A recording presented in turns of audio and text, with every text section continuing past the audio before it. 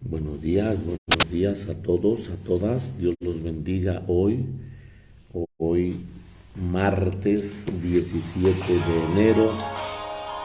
Martes 17 de enero estamos celebrando a San Antonio Abad. Bendiciones a todos nuestro nombre lleva mi hermano Antonio, mi hermana Antonieta. Que Dios los bendiga. Es día de su santo. Mi padre Antonio, Dios lo tenga en su gloria. Estamos celebrando a San Antonio Abad, uno de los primeros, el primer fundador de la vida monástica, la vida ascética. Bueno, pues bendiciones a todos los que en este día es su santo, los que en este día es su cumpleaños. Escuchamos la vida de los santos y nos disponemos a la evangelización en este día. Dios los bendiga.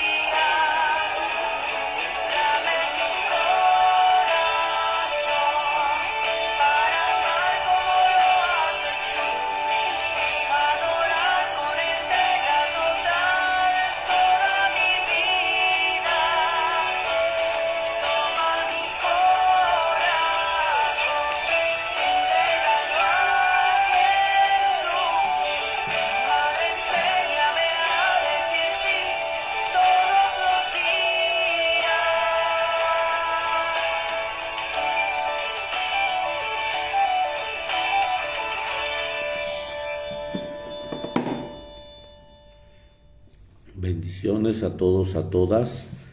Bendiciones, ¿cómo te llamas? Yani, Joani, bendiciones desde allá.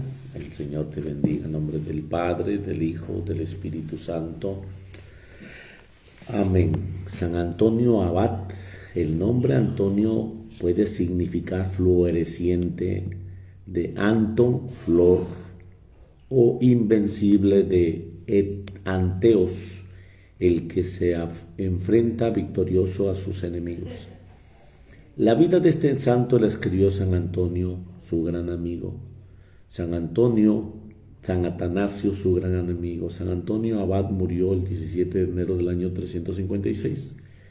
Había nacido en Egipto en el año 251. Se le llama Abad, que significa padre, porque él fue el padre fundador del monasterio de los monjes. De pequeño no le enseñaron a leer y a escribir, pero sí lo supieron educar cristianamente, y a los 20 años quedó huérfano de padre y madre, y al entrar en la iglesia oyó leer aquellas palabras de Jesús: si quieres ser perfecto, vende lo que tienes y dáselo a los pobres. Se fue entonces y vendió los 300 fenegas de buenas tierras que sus padres le habían dejado en herencia, y repartió el dinero a los necesitados. Lo mismo hizo con sus casas y mobiliarios. Solo dejó una pequeña cantidad para vivir él y su hermana. Pero luego oyó leer en el templo aquella frase de Cristo: no os preocupéis por el día de mañana. Y vendió el resto de sus bienes que le quedaban, y asegurando en un convento de monjas la educación y el futuro de su hermana, repartió todo lo demás entre la gente más pobre, y él se quedó en absoluta pobreza, confiado solo en Dios. Se retiró a las afueras de la ciudad a vivir en soledad y en oración. Vivía cerca de algunos monjes que habitaban por allí, y de ellos fue aprendiendo a orar y a meditar. Les enseñaron a leer de memoria. Era tal lo que leía, lo aprendía de memoria. Esto le va a servir mucho para el futuro, cuando no tendrá libros para leer, pero él recordará maravillosamente lo leído anteriormente, tal cual, punto y coma. Recordando la frase de San Pablo: el que no trabaja, que no coma. Aprendió a tejer canastos, y con el trabajo de sus manos conseguía para su sustento, y aún le quedaba para ayudar a los pobres. Su fervor era tan grande que pronto que oía hablar de un monje de ermitaño muy santo, se iba hacia él a escucharle los consejos y tratando de aprender cómo llegar a la santidad, y así pronto fue también él un ermitaño admirablemente santo. Pero el demonio empezó a traerle terribles tentaciones. Le presentaba en la mente todo el gran bien que él podría haber hecho si, en vez de repartir sus riquezas a los pobres, que hubiera conservado para extender la religión, y le mostraba la antipatía y fea que sería su futuro de vida de monje ermitaño. Trataba que se sintiera descontento de la vocación a la cual Dios le había llamado. Como no lograba desanimarse, el demonio le trajo la más desesperante tentación contra la pureza. Le presentaba a la imaginación toda clase de imágenes impuras, pero él recordaba aquella frase de Jesús: vigilad y orad para no caer en tentación. Ciertos malos espíritus no se alejan sino con ayuno y oración. Se puso a vigilar sus sentidos, oídos, vista, para que ninguna mal imagen y atracción le sedujera. Y luego empezó a orar mucho y ayunar frecuentemente. Pasaba muchas horas del día y de la noche orando. No comía ni bebía nada jamás antes de que se ocultara el sol. Y su alimento era solo un poco de pan y de dátiles, y un poco de sal y de agua en una cisterna. Un día el demonio, enfurecido porque no lograba vencerlo, le dio un golpe tan violento que el santo quedó como muerto. Vino un amigo y, creyéndole ya cadáver, se lo llevó a enterrar, pero cuando ya estaba disponiéndose los funerales, él recobró el sentido y se devolvió a su choza a orar y a meditar. Allí le dijo a nuestro Señor: a donde tú habías ido, muy buen Dios, cuando el enemigo me atacaba tan duramente. Y una voz del cielo le respondía: yo estaba presenciando tu combate y concediéndote fuerza para resistir. Yo te protegeré siempre en todas partes. A los 35 años de edad tiene una voz interior que le invita a dedicarse a la soledad absoluta. Hasta entonces ha vivido en una celda. No hay lujos en la ciudad, no muy lujosos de la ciudad, muy lejos de la ciudad y cerca de otras ascetas. Palabra asceta significa el que lucha por dominar a sí mismo. La gente llamaba asceta a los cristianos fervorosos que se dedicaban con la oración y el sacrificio y la meditación y a conseguir la santidad. Cerca de un grupo de ellos había vivido ya varios años y Antonio había aprendido cuanto ellos podían enseñarle para ser santos. Ahora se sentía capaz de alejarse a tratar de entenderse a solas con Dios. Se fue lejos, al otro lado del río Nilo. Encontró un cementerio abandonado y allí se quedó a vivir. La gente antigua creía que las almas en penas venían a espantar en los cementerios, pero para convencerse de que tal creencia era cuento y mentira, se quedó a vivir en aquel cementerio y ninguna alma de difunto vino a espantarlo. Aquel terreno estaba infectado de serpientes venenosas. Les dio una bendición y ellas se alejaron. Solamente un amigo suyo venía muy de vez en cuando a traerle un poco de pan. Levantó un muro para hacer un sacrificio de no ver a nadie, y hasta que le traía el pan tenía que lanzárselo por encima del muro. Mucha gente venía a consultarlo y le hablaba a través del muro. Pero la fama de sus consejos hacía mucho bien y se extendió hasta que al fin los peregrinos no podían contenerse y derribaron aquella pared.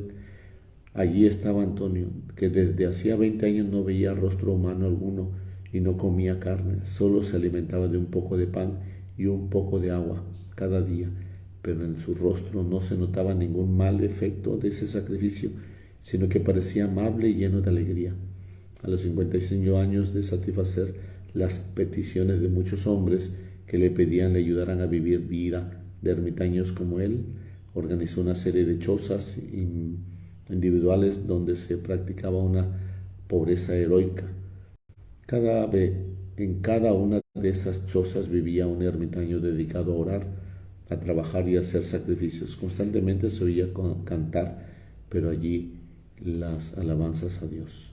Antonio los fue formando en la santidad con sus sabios consejos. San Antonio narra que le aconsejaban los siguientes: no vivir tan preocupados por el cuerpo, sino por la salvación del alma. Cada mañana pensar en que este puede ser el último día de nuestra vida y vivir tan santamente como si en verdad lo fuera. Ejecutar cada acción como si fuera la última de la vida. Recordar que los enemigos del alma son vencidos por la oración, la mortificación, la humildad y las buenas obras que se alejan cuando hacemos bien la señal de la Santa Cruz. Le contaba que muchas veces había hecho salir huyendo al demonio con solo pronunciar con toda fe el santo nombre de Jesús. Le decía que para combatir la impureza hay que empezar frecuentemente en lo que nos espera al final de la vida: muerte, juicio, infierno o gloria. Les insistía que se esforzaran por llegar a ser mansos y amables, que no buscaran ser alabados o muy estimados, que los que obtuvieron con el trabajo de sus manos se dedicaran a tejer esteras y canastos, lo dedicaran a los pobres y que sus preocupaciones fueran siempre ir aprendiendo y amando cada día más a Jesucristo.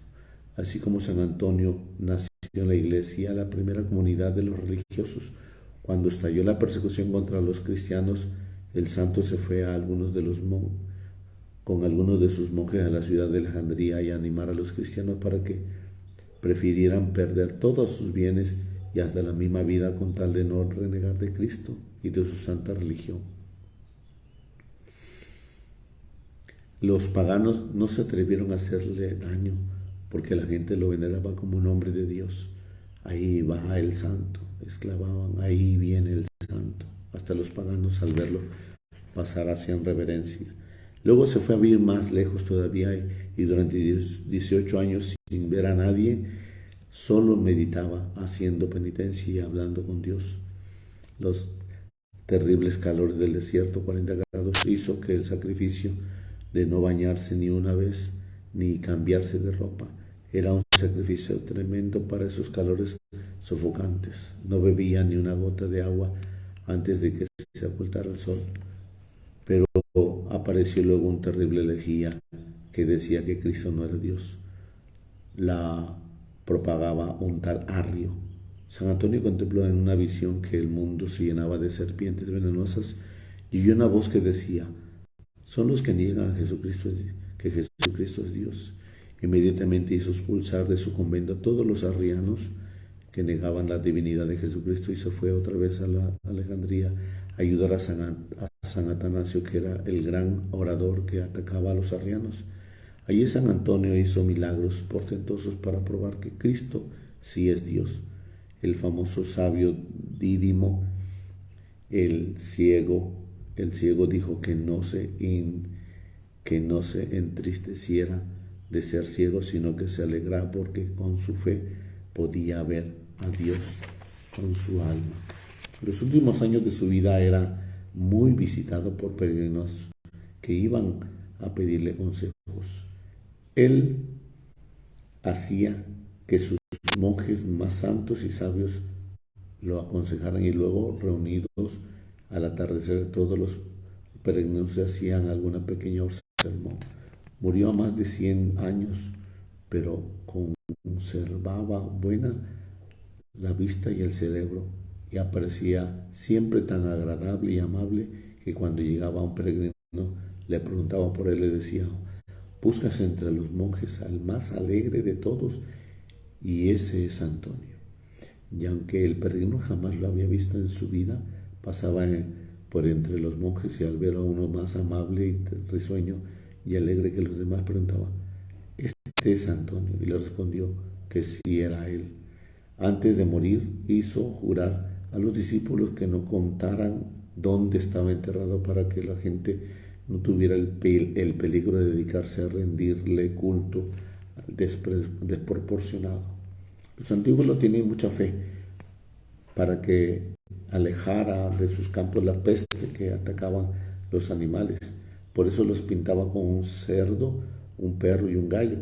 Habían también la costumbre de que varios campesinos engordaban entre todos cada año un cerdo, y el día de San Antonio, el 17 de enero, lo mataban y le repartían entre los pobres. Dios misericordioso, tú que le concedes a San Antonio Abad la gracia de saber dominarse tan perfectamente a sí mismo y dedicar su vida a la oración y hacer el bien a los demás, haz que también nosotros, con su ayuda y protección, no busquemos darle gusto a nuestro egoísmo, sino que dediquemos nuestra vida a amar a nuestro Dios y a seguir nuestro prójimo por Jesucristo nuestro Señor. Amén. Bueno, pues hoy tenemos esta imagen de San Antonio Abad, monje y ermitaño. Qué hermoso es encontrar la vida del silencio y de la austeridad, donde San Antonio estuvo presente con Dios en un diálogo permanente. Es bello saber que estás en esa comunión divina con el Señor. Vamos al Evangelio del día. Proclamación del Santo Evangelio según San Marcos. Gloria a ti, Señor Jesús. Cuando Jesús iba caminando entre los sembrados y sus discípulos comenzaron a arrancar espigas al pasar, entonces los fariseos le preguntaron: ¿por qué hacen tus discípulos algo que no está permitido hacer en sábado? Él le respondió: ¿no han leído acaso lo que hizo David una vez que tuvo necesidad y padecían hambre él y sus compañeros? Entró en la casa de Dios en tiempo de su sumo sacerdote Abiatar. Comió de los panes sagrados y solo podían comer los sacerdotes. Y le dio también a sus compañeros. Luego añadió Jesús: el sábado se hizo para el hombre y no el hombre para el sábado. El Hijo del Hombre también es dueño del sábado. Palabra del Señor. Gloria a ti, Señor Jesús. Bueno, pues hoy podemos nosotros ver todo este contexto del Evangelio de San Marcos, que nos habla de quienes a veces se sienten propietarios. Encontramos aquí que los sumos sacerdotes, dice aquí, que los fariseos le preguntaron a Jesús: ¿por qué tus discípulos hacen algo que no está permitido hacer en sábado? Cuando los fariseos se apropian de algo, se apropian de la ley, son rigoristas, se apropian de las normas, son estrictos, se apropian de las rúbricas, señalan y tachan a los que no las cumplen. Entonces empiezas a apropiarte, y todo lo que te apropias lo afeas, lo llenas de fealdad. Sin lugar a dudas, date cuenta cada día que tú y yo tenemos una propiedad, y en verdad que en vez de vernos libres nos vemos esclavos, cualquier cosa que sea. Y en esa naturaleza observamos que aquellos que ya entendían la ley y vivían la ley, una vez se la apropiaron, y como ya la entendían y la vivían, tenían oportunidad de señalar a los demás. Y así no es el plan. El plan es que seas testimonio, que des luz, que des ejemplo. No que con ellas señales, y no que con ellas estés inclinando y sometiendo a los demás.